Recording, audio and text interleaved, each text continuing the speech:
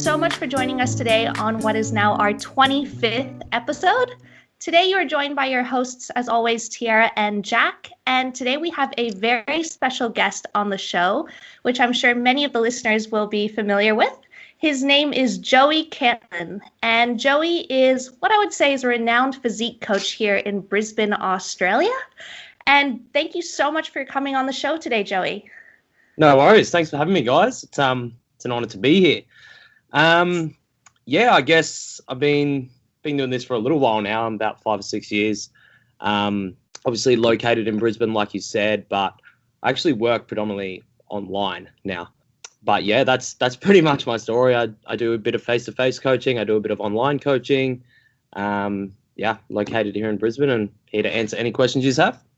Awesome. Yeah, so that'll basically be the plan for today. We're just going to be asking Joey a lot of questions and making the most of his experience and knowledge for all the listeners as well as us. So we can get straight into all the questions. So yeah, we'll start off with some pretty basic ones about yourself, and just so we can all get a bit of an idea of how you got into the health and fitness industry. Yeah. So that's pretty much what the first question is. What got you started in the health and fitness industry, and why did you choose physique coaching as a career avenue? So how I sort of got into it was, I think from about 16 years old, I always sort of had a passion for going to the gym and, training obviously, but it was for performance related reasons. So I used to play a lot of AFL football, a lot of basketball, a lot of tennis. So it required me to train, obviously. And then I sort of fell out of that later in my teen years and then just started going purely for the sake of looking better. At that time, I was working in construction as a fly in, fly out employee. And I had a lot of downtime from work in between swings. And at one point, we got told that we'd have about 6 months off. So I decided to go and do a personal training course. And then got a job doing PT in a gym. And I kind of never really looked back. I just stuck with it. And then probably about 6 to 12 months into my PT career, I had someone ask me if I prepped people for shows. And I said, well, actually, I have a very strong passion for nutrition. I've done a lot of research, but I've never actually had the opportunity to prep someone. And then prepped them and prepped another person along with that. And they both did extremely well. And then it just kind of snowballed from there. So That's awesome. I feel like that's how a lot of people get into it as well. They like one or two people ask if you can help prep them, and then that starts it off.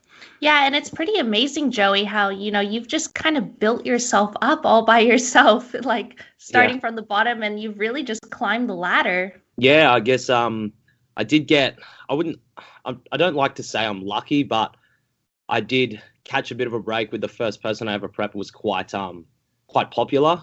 Mm-hmm. And obviously when she did really well, contest prep or competing wasn't really so big back then. And that's when it kind of did start to take off. So I had just an influx after that. And then they all did really well, had an influx after that. And then it was just a snowball. Well, it can't just be chance. Sorry? It can't just be chance then. Yeah, it's 50% luck, 50% good coaching, I guess. So how long have you been coaching for, Joey? It'd be, for contest prep, it would be about 5 years now. And I've been a personal trainer for 6 years. Damn. All right. And also I've noticed from online that you definitely coach a lot of very successful female athletes, but would you say that you coach a specific type of competitor, or are you all round everyone involved in physique sports? Pretty much just all round. I dabble in all of them. Earlier in my physique contest coaching career, I prepped a lot of bikini and fitness competitors because they were sort of the newer divisions and they were getting very, very popular. And bodybuilding and figure kind of started to die out a little bit in that stage. Mm-hmm. And a lot of the bodybuilders and figure competitors, they would do their own preps. And then the industry has changed a lot from when I first got into it to what it is now. But yeah, I've prepped pretty much everyone or every division at some point. I think the first actual female figure competitor I prepped, she went on to win 3 back-to-back overalls and 2 pro cards and 2 separate federations. So wow. I was like, okay, awesome. Maybe I can do figure as well. Damn, that is amazing. And that actually ties in really well to our next question, which asks, how have you seen the industry change during your coaching career? Wow, there is a lot of difference from when I first started. In terms of the physique contest side of things, just things like divisions and the way shows are ran, they're completely different. Like the shows are just so much bigger. Federations are trying to put more emphasis on giving back to competitors and making it more attractive, because physique competitions are such a big thing now. It's a very good money making avenue for a lot of federations. So doing more and giving more. And in terms of the coaching side of things, a lot has changed in the last sort of 5 to 6 years. We've had a lot more research come out, and because this is something that's becoming a lot more popular, there's just a whole lot more going into it as well. Yeah, I guess we're both quite lucky in the sense that we're still obviously very early in our careers, but we've come in at a time where there's an abundance of research, and it's as easy as just clicking on the Instagram app and following your favorite research scientists and it really is, exercise. Yeah. Yeah, and it's wonderful to see now, there's just such a huge push for evidence-based practice as well. And it makes me so happy to see that that's coming into the bodybuilding realm too, because I'm sure you've probably seen a lot of disasters in your time that you wouldn't necessarily agree with, or poor practice. Yeah, I was lucky enough to sort of come into the industry exactly when Lane Norton was quite popular, and he was the go-to guy, and he was putting out a lot of good information, and I kind of learned a lot off him. And my first ever coach, he was prepped by Lane as well, so I was lucky enough to learn a lot through Lane and him as well. So I never really had to experiment with bro methods and stuff like a lot of people who have been in the game for longer. So been lucky enough to do that. So moving into our first listener question by Kate Mellors. Yeah. So it says, so this was asked by Kate Mellors, and it says, which exercises have you found to be the most valuable to include in a female's program to develop their physique? Cool. Thanks, Kate. It's a great question. Also, congratulations to Kate on her recent efforts at in her season. Very great physique, a lot of potential, and will go very far. And obviously coached by you guys, so fantastic thank job. you. Yeah, we're so excited for her. Yeah, incredible physique. She looks so good. Anyway, back to the question. I think this depends quite a lot on the individual. Obviously, a lot of people have different bodies, different genetics, and respond to different things. So knowing your athlete is very important for, picking a favorite exercise. But if I have to say all round, one exercise that I really try and push almost everyone to have in their plans, and that's a deadlift. Something I've noticed with a lot of females and a lot of shows is that a lot of girls lack a lot from the rear. And obviously a deadlift being such a good posterior chain exercise is something you probably want to include, provided the athlete has no contraindications to doing a deadlift, like, certain injuries or just really, really bad structure in terms of their physique, very, very short arms or very, very long legs or extremely tall. But yeah, I would have to say a deadlift. That would be my favorite. And would you say more of like a conventional type deadlift, or would you say a variation of different types of deadlifts? I think it's important to include at least 2 variations over a long period of time. I tend to obviously look at the competitor and see what their limb lengths are like. So if they have very long arms, then they're probably going to be okay with being very good at a conventional deadlift. Whereas if they had longer legs, they probably have to do a sumo to get those legs out of the way. So I would first look at that and then probably consider rotating some movements in and out, or some variations. 1 for variety, and 2 for, making that movement more effective over a longer period of time. Awesome. And on the topic of females, I actually have a question for you. Yep. And this is, how would you manipulate a female's physique if she had back-to-back shows in different federations? So for example, like an IFBB show or an ICN show back-to-back with like a WNBF show. So shows that are looking for slightly different criteria across the bikini category. Yeah. That's a really good question. I think you'll find for those 3 federations in particular, the IFBB bikini, the ICN female fitness category, and the WNBF bikini look for something very, very similar in terms of muscularity and conditioning.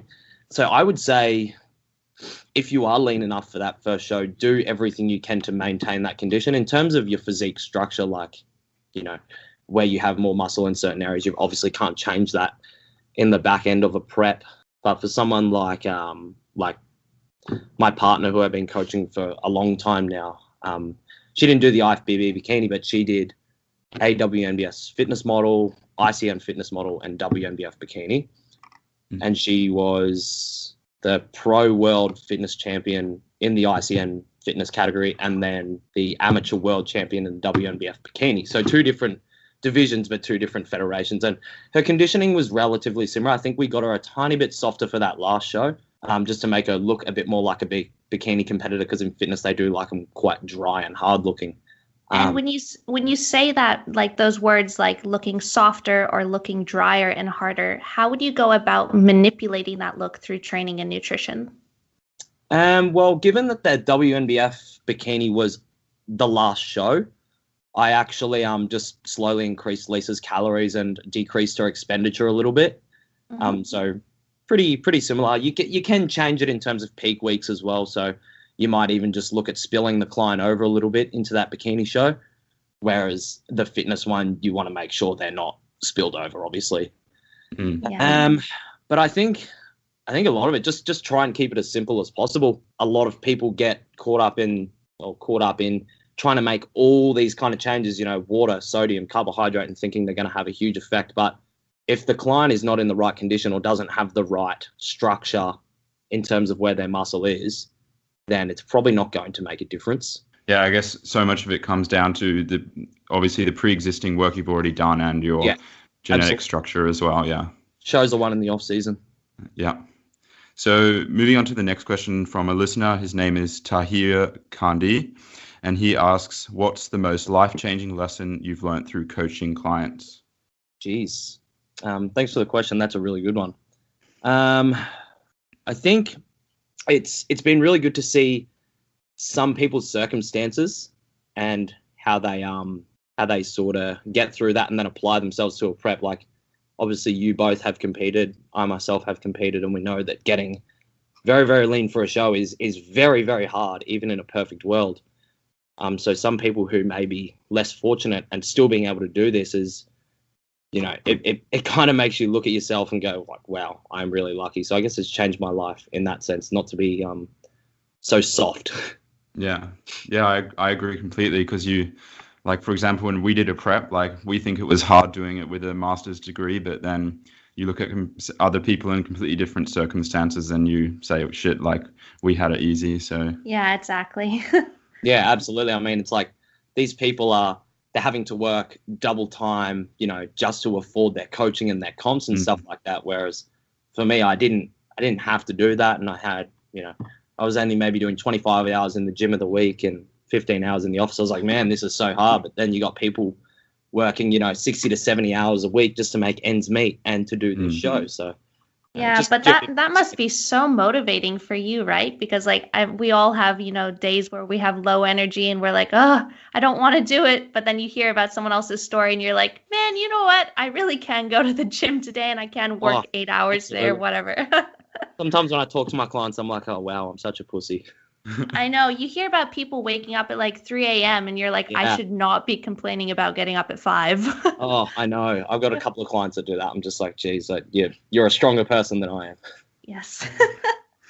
All right. So Jack and I have a question for you. And this one is related to training. So it says, during a contest prep, which variables do you like to track with your athletes? And do these change during a prep compared to their improvement season?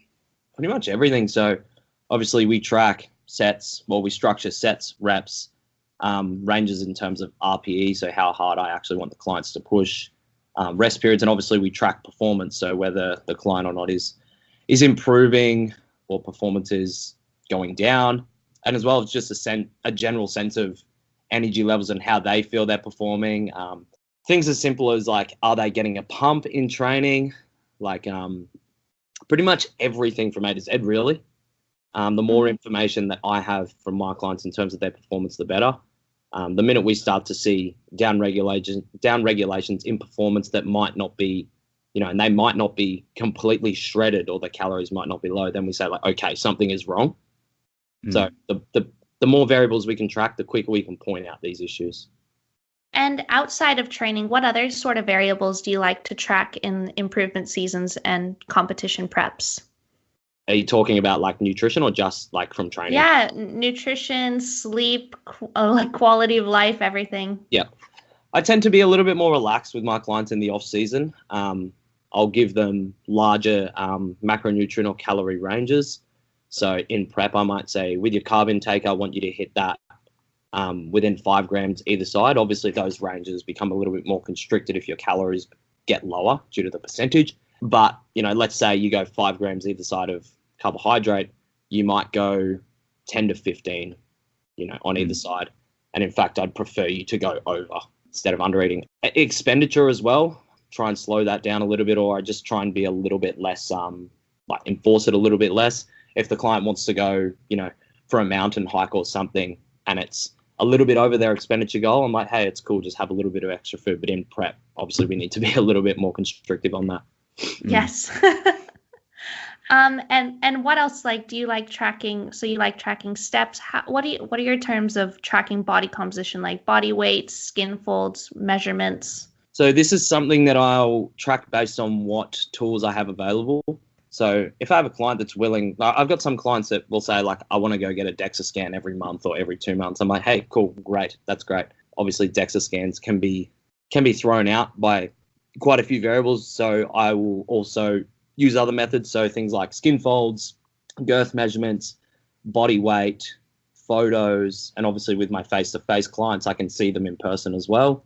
And making sure all those measurements or, trackable progress methodologies are consistent in the way you take them. So same day every week, same time, same conditions, same hydration status. Yeah, consistency really matters, eh? It does. It's one, if one little thing is out, it can pretty much throw everything out.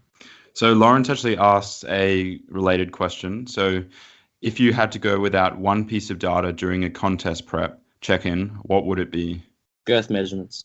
Yeah. Is that Lawrence Free that asked that? Yeah, that's general muscle. Shout out to him. He's a client of mine, and I know he absolutely loves this podcast, and he was pretty excited to hear that I was actually going to be on it. So yeah, Lawrence is awesome. We're honestly so happy to have become friends with him this year. It's been really great.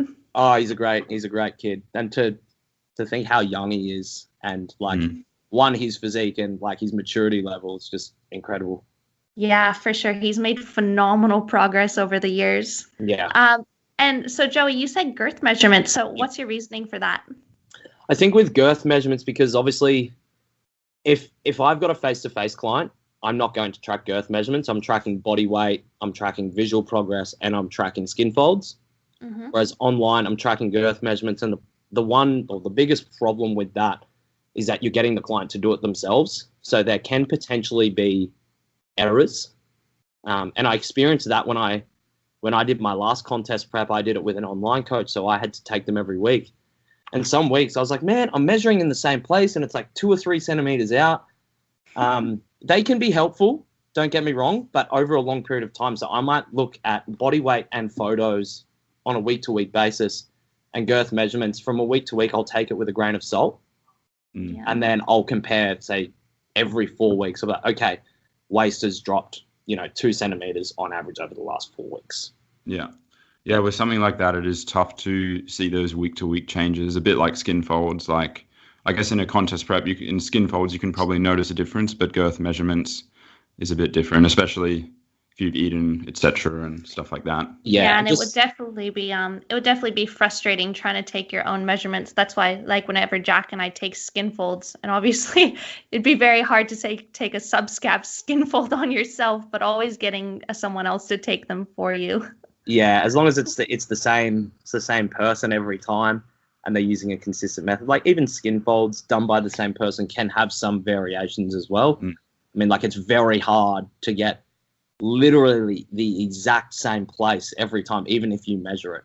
You might be a millimeter out, but as long as you're tracking these variables over a long period of time, and you can see there's going to be fluctuations week to week, but over a long term, we're going to get it right. Yeah. And so our next question is asked by another listener. His name is Lewis Fines, and he asks, what are your views on online challenges from social media influencers? And do you think that online training is the future? Thanks, Lewis. Great question. So we'll start with the challenges from fitness influencers. I think there are some people out there who are influencers who influence positively. I try not to get caught up in any sort of negativity or anything like that. Mm-hmm. So I'll look at it from a positive side and throw in a little bit of what I think is negative. But I think in a positive sense, some challenges can be fantastic if it's done by the right person or someone with scope of practice and accreditation and an actual education behind them. They can be a really, really good start for someone in terms of what they want to achieve, in the long term. I know a lot of people who do or specialize in doing challenges, and they do it from a place of getting the client started, using it as a bit of motivation to get them going, and then going into ongoing coaching. And I think from that point of view, I think challenges are a great idea. But in terms of just like doing challenges and then cycling the people out and just next, it's not good for the industry at all. So I guess you could say there are some that are good, but in our day and age where fitness is becoming so popular, everyone's getting in it to make a quick buck, and those challenges do bring in a lot of money if you've got the following. Yeah, and I think especially the critical point, in my opinion, is at the end of a challenge, because that's typically when the rebound of the diet occurs and when someone needs the most help. It's like a reverse diet after a contest prep, where they're at a highest risk of just regaining all that weight. Absolutely. I think the question always has to be what's next. Yeah, and I think during the challenge, you really want to be ingraining those lifestyle habits into the client, not just getting them to follow a specific plan and then having it come to a sudden stop and they don't know what to do anymore because they don't have a plan. Yeah, exactly. And I think a lot of people in this day and age, or a lot of people in the industry in this day and age will they capitalize on the fact that everyone wants something done and they want it done yesterday. So it's like, cool, you can get these results in 8 weeks. And they're like, wow, that's awesome. I'm going to do that. But no one's thinking about what's happening next. Because really, some people, they just don't care. They just care about their bank account. And that's what happens. But yeah, like there has to be a plan after. If you're a good coach and you legitimately care about your job, doing challenges, I think, is a great idea because it gives people that motivation to get started. But there has to be follow-on from that. Yeah, exactly. Yeah. And for the second part of that question, do you think that online training is the future? I think it's already sort of starting to take over. But I think that there's always going to be those people that need that face-to-face approach. I've had lots of clients that have come to me from other coaches and said, like, look, I tried this coach online. They were good, but online just isn't for me. So I think while online training is probably starting to take over and probably will, especially for contest prep, there is always going to be a place for face-to-face coaching. Yeah, and I 100% agree, because obviously already we've experienced online and in person, and there is a big difference between the two, and just getting that relationship with the purely online individual. And it does pose other challenges, but it's definitely doable as well. Yeah, absolutely. There's just like I said, there's always going to be people who are going to prefer one another or be okay with one another. I've done face-to-face with a coach in my first ever prep, and then I did my next one online, and I didn't really have a preference. But yeah, some people have a strong preference. Like I even had a client say to me, like, I love being coached by you. Like, I would never leave, but if you were to go online, I would have to find another coach because I can't do online. I have to do face-to-face. Yeah. So this next question's one that I'm asking personally, and it's basically about the differing bodybuilding criteria across like ISSN, I guess A&B, NBA, and WNBF, and whether you see a difference in basically criteria. So like posing, does one favor leanness above size and vice versa? Yeah, really good question. And I think a lot of it differs between who shows up on the day. I've seen shows where you might have someone that is really, really, really lean. Like I'm talking veins in their glutes. Yeah. Jesus. Absolutely shredded. But then you've got some guy who may be just a touch softer, but he's just so much bigger and has so much more size. And some federations might go for that leaner look, but then some federations might go for the guy who is a little bit bigger and looks like what looks more like a bodybuilder. We have to remember that it is a bodybuilding show. And whilst condition should definitely, you should always be in condition, you have to think about, like, you know, you're getting into that condition, but at what cost? Are you costing all of your shape? Are you costing all of your muscle? And then it might be about having the conversation with that person and saying, like, hey, maybe do a show in another 2 years when you've got a bit more size on you. But I find that the ICN or competitions like the ICN and the NBA, A&B and stuff like that, because they're quite an amateur level show, obviously in the amateur ranks, conditioning will probably be favoured, I've seen, purely because it is an amateur show and not everyone is showing up in epic condition. So they're favouring that, which I agree with. I think condition should always be rewarded. From what I've seen in the WNBF, the thing with that show is everyone shows up absolutely peeled. Like everyone. It's insane. Like I strongly encourage you guys to try and get over there at one year and go and watch it. You will be blown away. Yeah, we're looking forward to competing in that federation. Can't wait. Oh, it's incredible. Like I could not believe my eyes. Like even the amateurs over there at the World Show, they're like on another level compared to our pros even here in Australia. They're just nuts. But at that federation, when everyone is bringing condition, they're really, really starting to favour at that point who's more symmetrical, who has more size, who is the more fluent poser, because everyone's in condition. So you look at the next thing, and that's size, symmetry, posing. Also, I had another question with regards to the posing. I noticed that in WNBF and in the UK as well, like when they do their rear double by, like they don't always squeeze their glutes. And like I noticed here, if you don't squeeze your glutes in a rear double by, then like obviously your striations won't show. Yeah, I think it just comes down to how you're taught, really. Some people maybe just need a little bit more lessons on their posing. Okay. Yeah, Jack and I see photos on Instagram where like, whoa, that is a ghetto booty. Yeah. Or like it might also be the case that when that competitor squeezes their glutes, they might actually look worse because their glutes might be soft, but everything else is in. So if you keep your pelvis tilted the other way, it might actually look better. And if you just have the outlines and the cuts to show the shape, then you might be okay and you might get away with it. But if you're striated, squeeze your ass, man. All right, and I think talking about, manipulating like a physique and getting someone ready, this ties nicely into this next question. And it says, how do you like to manipulate your athlete's training program to induce hypertrophy? And how does like training programs change between an improvement season and then deep into a prep? Well, the off season, it's all about accumulating more volume and getting stronger over time in given rep ranges and basically chasing progressive overload. Obviously, we break this down into phases. So you might have a phase where you prioritize a certain part of your physique and rotate that out. Let's say you do 3 separate training cycles.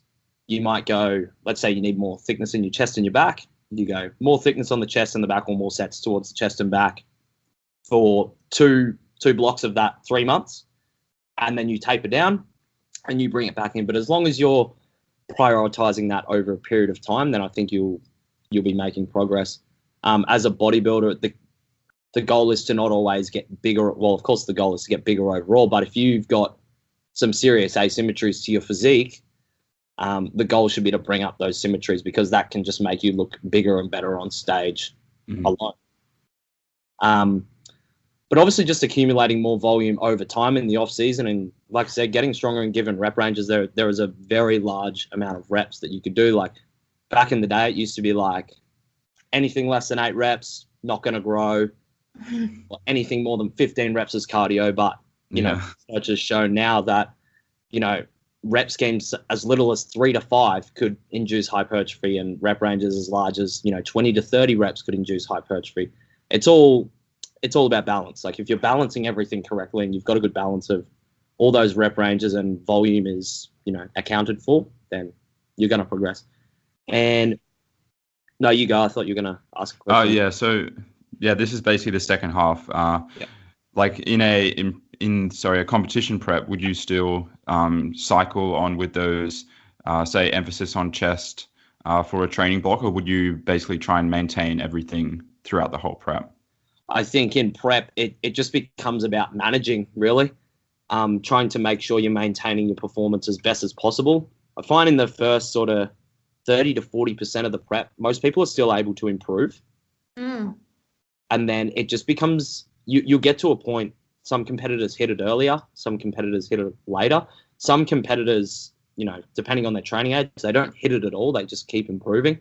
At that point, when they do hit that point, it becomes a case of just managing it and trying to maintain your performance as best as possible. So maybe starting to cycle out the bigger lifts. I find that a lot of competitors, like figure competitors and bodybuilders who have to be excruciatingly lean, doing things like heavy squats or heavy bench press towards the back end of prep is really, really, really hard and taxing and fatiguing. So you might want to swap to like a machine press or a leg press or a hack squat. It's easier on the joints as well. Yeah. But yeah, I think in prep, a lot of it just becomes about managing it. And in terms of training volume, would you ever lean towards, all right, slightly moving away from really heavy squats and going for a higher rep range with a slightly lower weight, but you're doing more reps so that overall the volume load is the same? Would you aim for something like that? Yeah, I think in the off season you could look at doing a lot of heavier work. So you could push some of your training down to that lower rep scheme, say 3 to 6 reps. But in prep, I mean, it gets a hell of a lot harder to maintain that really, really heavy load at those lower reps. So it might be worth making your reps a little bit higher and the load a little bit lower. Obviously, a lot of people back in the day would say higher reps and lower weight burns more fat, but really it's just a way to accumulate more volume. Yeah, and it's just a way to get your heart beating up in the 160s. Yeah. But I think, like I was saying, it's all about managing. So if you can still handle, heavier loads in prep, then I think it's a really good idea to try and keep them in. But for those who necessarily, it might take them backwards, you're better off biting the bullet and going to a safer option, such as switching a 4 sets of 3 to 5 squat to a 3 sets of 6 to 8 hack squat. Yeah. That's just an example. So we have another question from Kate, and she asks, how long of an off season is generally required to make changes to your physique for males and females? Cool. Good question. Thanks, Kate. Really, it depends on the person. There are a lot of variables that come into play when we talk about improving from season to season and how long you need. The biggest one is training age, I think. Well, training age and genetics. So some people obviously put on muscle easier than others. But the lower your training age, the easier it's going to be to put on more muscle. So I have a general rule of thumb, and I say to people when they've done their first show, provided they're a relatively low training age, maybe 1 to 2 years, I'd say you can get back on stage in 12 to 18 months and have made significant improvements. And then from then on, it becomes 18 to 24 months as a minimum. The longer you have trained, the longer your off season should be, I believe, because it gets a lot harder to make those changes. Sometimes as well, an exception to that rule is that someone who completely butchers their post-show approach and they stack on, 20 kilos in 3 or 4 weeks, then it becomes a case of having to deal with that, get the calories up, diet them back down again so that they're at an appropriate starting point, and then you've lost all that time by trying to create a good starting point. So then you might have to go into the off season again. So there are always exceptions to this, but I think they're a relatively good guide. I would take as long as possible, really. Yeah, we completely agree, and especially like you said, for the young competitors, like maybe teens or juniors, if they want to hop on stage more frequently, just because you only get to compete in those categories once, then absolutely, might as well make the most of it, I think. Oh yeah, I agree with that. Younger competitors can definitely compete more frequently. Lawrence is a good example. I think he went I believe, 18 months after his first show. And now he's going 24 months. Yeah, I think that was a great decision. And yeah, from how he his physique changed between those 2 seasons was amazing. Like in his legs and his delts, just everywhere, really. Yeah, and I think Lawrence made exceptional improvements. Joey, I have to ask now, like, what's your take on competitors literally doing back-to-back seasons? So you might see a bikini girl do season A, and then she does season B.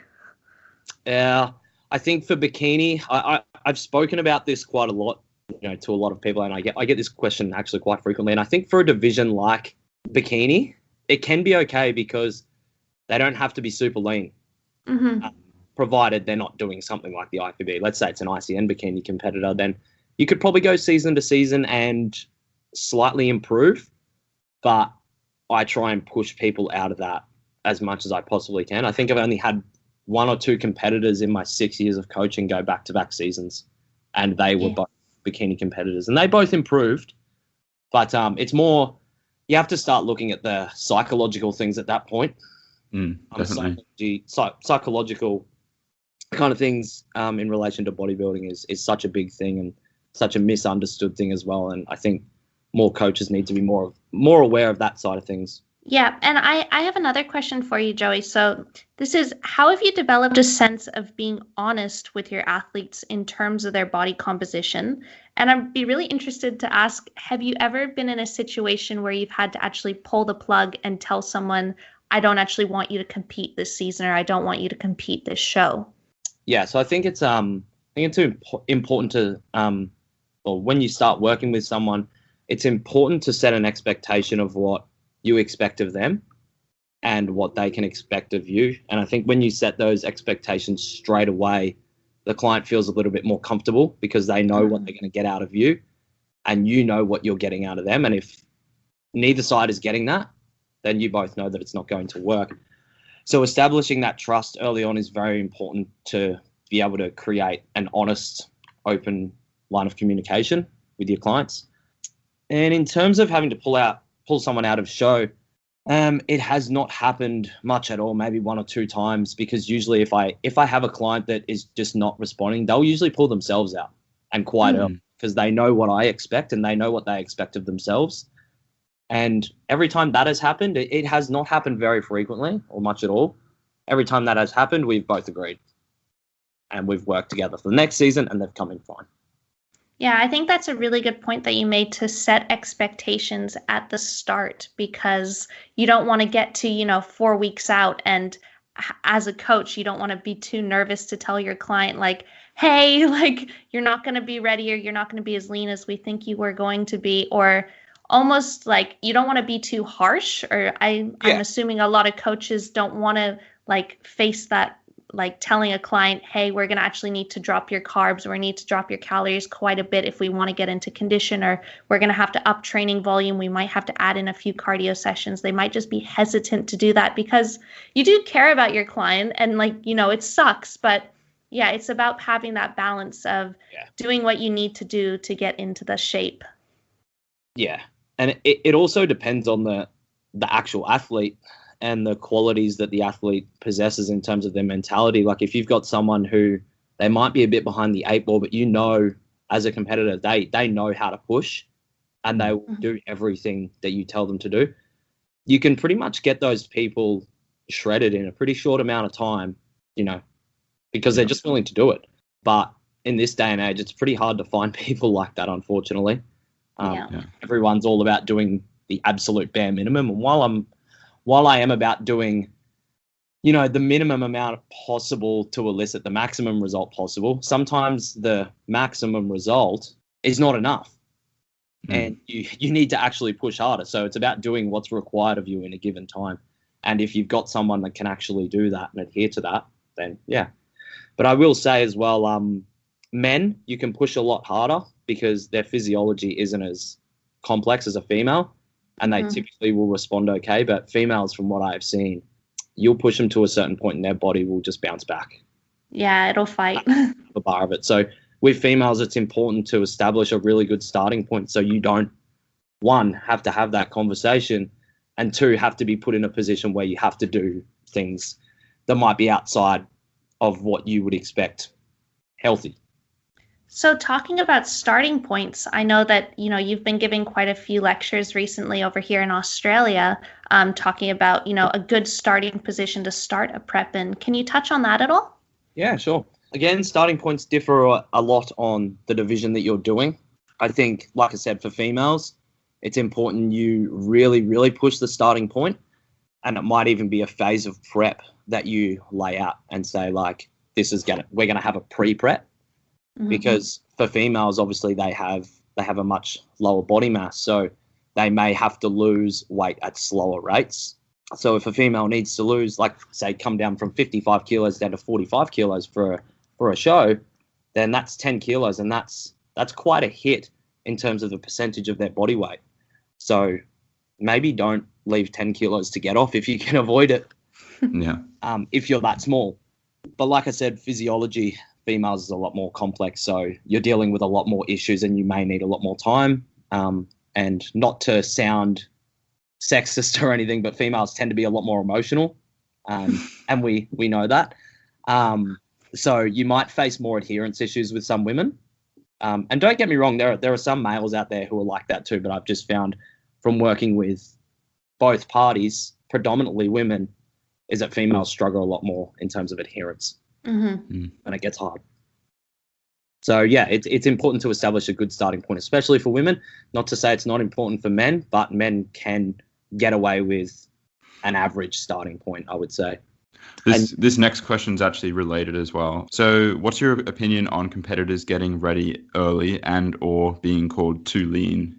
It's a good question. Again, I feel like a broken record here, but again, it depends on the athlete and it depends on that's our answer to almost every question as well. It depends. I feel like a broken record, but at the same time, I feel like if you get asked a lot of questions in this industry and that's not your first response, don't really have any idea what you're doing. Yeah. So one size fits all is not a good idea. Exactly. I think, again, it's a balancing act. You want to be in condition early, but not too early, but not too late. It's kind of like the case of bikini competitors. We want you lean, but not too lean, with a little bit of muscle, but not too much muscle. Again, it depends on the athlete. If you've got someone who's got that mentality of we'll do whatever it takes, and they're a real tough nut, then you can get them lean pretty early and they can be okay. But I think if you get lean, well, I'm talking contest lean as well, like striated glutes, probably more than, maybe 6 to 8 weeks out.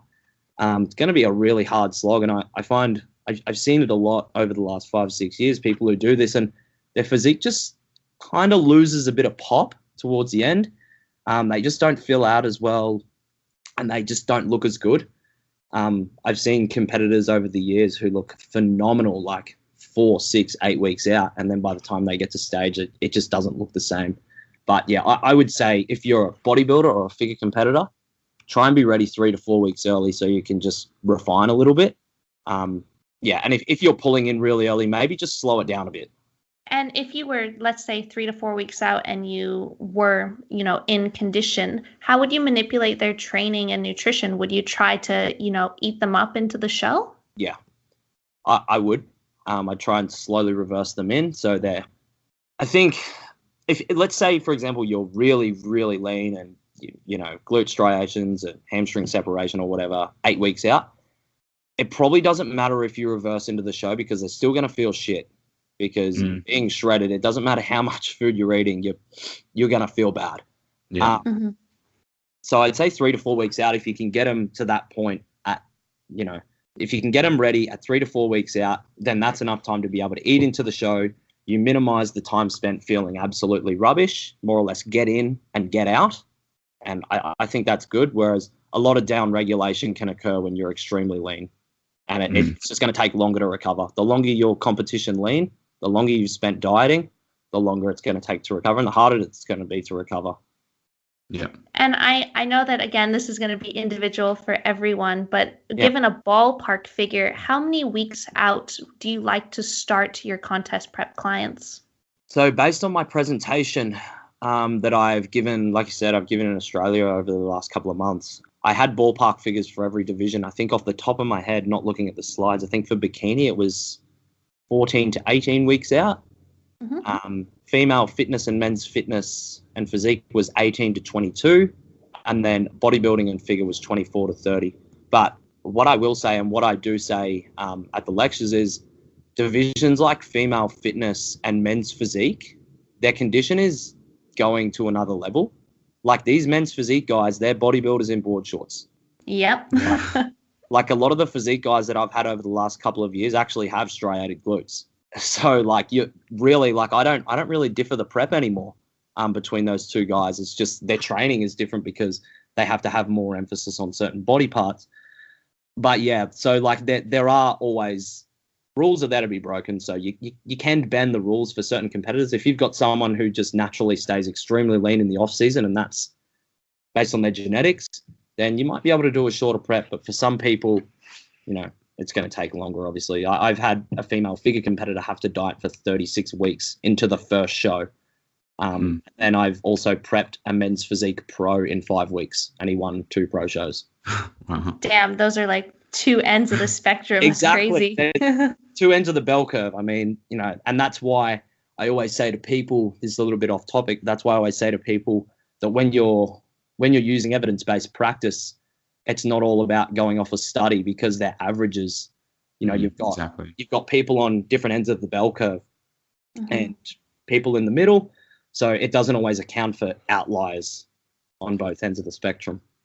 Yeah, and that's why I also tell people when they use the ISAC body fat calculator, like that was based off a handful of individuals, and you can't really be using that too accurately for yourself. So no. I think we have one more question by Georgia Rig Fit, and she's just asked you, what qualifications do you have and why do you like coaching? Okay, that's a good question. So qualifications, obviously I started with getting my certificate 3 and 4 in fitness, so accrediting me to just be a personal trainer. And then 5 or 6 years ago, there was not really much qualification based around nutrition for personal trainers. So a lot of PTs would just, you know, operate outside that scope and prescribe nutrition. And I certainly stepped outside of that scope by prepping people without a qualification. But as soon as that became available, I went and did it. So I did my level 1 strength and conditioning course. I think that's a really good course for personal trainers to do if you're going to prep people, because it gives you a better understanding of training and training periodization. And then I did my ISSN, the International Society of Sports Nutrition, Sports Nutrition Specialist exam. And I did that along with the Sports Nutrition Australia qualification. So that's the qualification that you need to have in Australia to be more or less a registered nutritionist and insured outside of a degree, a university degree. And Sports Nutrition Australia is kind of the only body at the moment that is willing to tackle that side of things and provide scope of practice for sports nutritionists in Australia. And that they're now looking down the whole of bodybuilding, because obviously a lot of issues are coming from, you know, bodybuilding and contest preps and stuff like that. So yeah, and that's the extent of my current qualifications. But right now I'm studying my postgraduate diploma in applied sports nutrition as well, which will then probably late next year lead into me applying to do my master's. Oh, nice. Wow, that's super exciting. And like we were speaking off air before, and you're actually in LA right now about to attend an ISSN conference. So I guess there's almost an opportunity for travel there. Absolutely. I mean, like if you've been in it for a long time and, you know, you are sort of extending your resume of qualifications, and it's important to be able to go to these things. And obviously as a coach, these things are, you know, you can write them off on tax. So there really is no excuse for trainers and coaches like you and I to travel and attend these things. You know, we're in an industry where things change quite a lot, and they're changing more than ever now with more research coming out on athletic populations that could relate a lot to bodybuilders as well. So it's important to stay educated. So yeah, like I said, there's no excuse for people not to stay educated. Yeah, I couldn't agree more. And Joey, talking about coaching, I just want to ask, what would be your best advice for new coaches entering this industry? I would say, first and foremost, get in the industry for the right reasons. If you're getting in the industry for a sole purpose to make money, not going to make any money. Fake passion is exposed pretty damn quick, because the minute you do start to get busy, if you're not passionate about it, you'll get lazy, and your clients are obviously not going to appreciate that. So I think first and foremost, get into it for the right reasons and actually care about your job. I have had a similar question asked by a lot of people over the years, and like, how do you market yourself? You know, like, what marketing tools do you use? And I can honestly say I actually haven't paid a cent for marketing or advertising in my whole life. Just because if you just get good results for people and you operate with best practice, people are going to say good things about you, and your clients are going to refer people. So you'll end up with a plethora of people that want to be coached by you. So I would say that's first and foremost the most important thing. And I would say also get the necessary qualifications to actually operate in the right scope. So if you want to do nutrition, you need either to get a degree, you need to do a qualification through Sports Nutrition Australia. And then if you're looking to get into the contest prep side of things, you probably need to consider doing the postgraduate diploma as well. Yeah, I think that is wonderful advice. And I really love how you touched on, truly being passionate about this, because I remember speaking to a sports dietitian once who she specializes in bodybuilding. And she was telling me, I could teach any dietitian, like sports nutrition and how to write these specific meal plans and specific components for prepping a client, but you can't teach someone passion, that already has to be within you. So I totally agree. And when I stepped into sort of the personal training industry, the first thing that I started actually knuckling down on was nutrition, because the human body is just so fascinating. And that's what led me down the path of wanting to go down the road of specializing in nutrition and sports nutrition, because it's just amazing what you can do with the body. And that's why I love bodybuilding as well. All right. And we have our final listener question. This is from Sebastian Howard. And it asks, would Joey rather fight 100 hamster-sized hippos or one hippo-sized hamster? Wow. The most important question for last. Yeah, well, save the best till last, right? Thanks, Sebastian. Yeah, geez. Well, the way I see it is, from what I remember, I think I read this somewhere, is that hippos are quite aggressive animals. So I don't think I'd want to fight a lot of hippos. Hamsters they're cute. I'm pretty sure they're friendly. They're lovers, not fighters, and I like to see myself as more of a lover than a fighter. So maybe a hippo-sized hamster, and then we could become friends or something. But okay. If I had to, if I'm talking from purely having to fight and becoming friends wasn't an option, then probably the hippo-sized hamster. That is a great answer. Make peace, not war, right? All right. And Joey, the final question we always ask our guests on the podcast is one interesting thing that you learned this week. And it doesn't have to be nutrition or fitness related. It could just be something that you didn't already know at the beginning of this week. Cool. Okay. So what I learned this week is I've been to America the last 4 years in a row.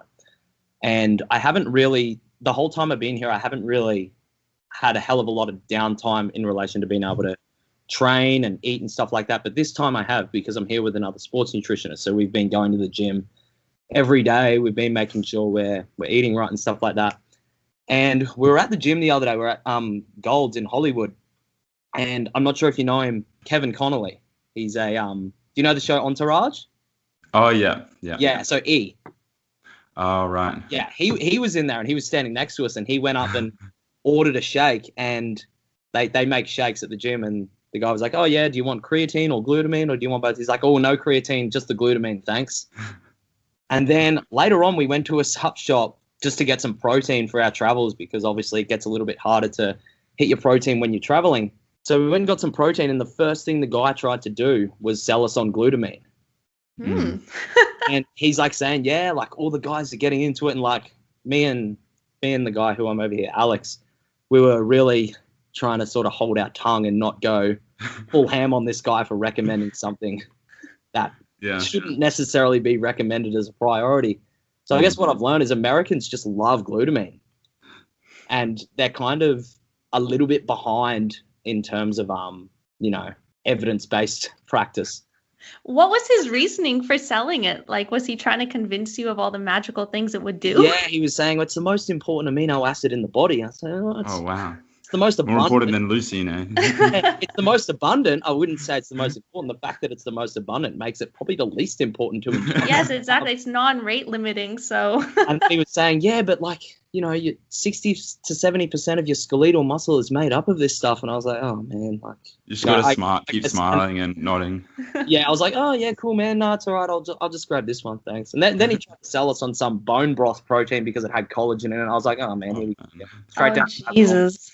Yeah, and I guess that's an important lesson as well. Don't always take advice from someone who looks good as well. Like someone can look fantastic and be a bodybuilder, but they might not always know what they're doing. Yes. Don't trust anyone who doesn't use creatine. Oh, so true. So true. I was just shocked when he was like, nah, no creatine, but I want the glutamine. I was like, man, come on. All right. So Joey, thank you so much for joining us today. And please let the listeners know, where can they find you? Where can they get in touch with you? Keep up with all your stuff. No worries. Thanks for having me on here. It was truly an honor to be on here. I've been following along for you guys, and the information you're putting out is incredible. I mean, there's not a hell of a lot of these podcasts solely on bodybuilding, especially in Australia. I know another great podcast, Revive Stronger by Steve Hall. Yeah. His is really great, but that's obviously not in Australia. So I think it's really good what you guys are doing. But yeah, you can find me on Instagram. My tag is @JoeyCantlinPT, and my email is joeycantlinpt@gmail.com. And obviously you can find me on Facebook as well, but Instagram is where you'll find all my client results and stuff like that. So Great. Yeah. And you guys will definitely, so Joey's part of HFS, so you'll definitely see him around all of the shows coming up in season B and every season to come after that. Yeah. You see me, just come up and say good day. All right. So guys, if you enjoyed this episode, please feel free to take a screenshot, post it to your Instagram stories, tag Joey, tag myself, tag Jack, tag the bodybuilding dietitians, and we will catch you next week.